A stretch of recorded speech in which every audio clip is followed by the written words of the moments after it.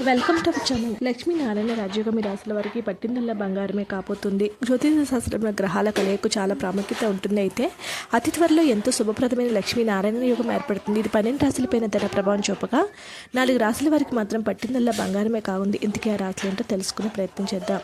జ్యోతిష శాస్త్రంలో గ్రహాల సంయోగం సహజం. అయితే జూన్ 8న వృక్షరేఖాతి ప్రారంభం కాబోతుంది. అయితే ఈ సమయంలో శుక్రగ్రహం బుధగ్రహాలు రెండు కూడా మిథున రాశిలో సంయోగం చెందుతాయి. దీంతో లక్ష్మీనారాయణ రాజయోగం ఏర్పడుతుంది.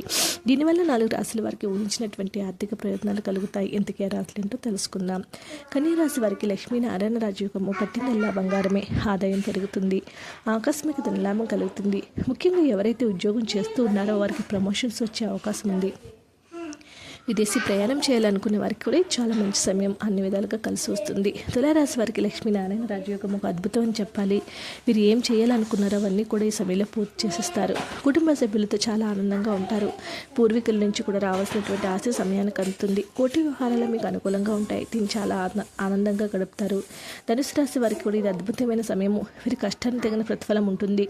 నిరుద్యోగులకు మంచి ఉద్యోగం లభిస్తుంది. పెండింగ్ పనులు పూర్తి చేస్తారు. అప్పుల బాధలు తొలగిపోయి విద్యార్థులు మంచి ర్యాంకులు మంచి కాలేజీలో సీట్లు సంపాదిస్తారు. కుటుంబ సభ్యులతో తీర్థయాత్రలకు వెళ్తారు.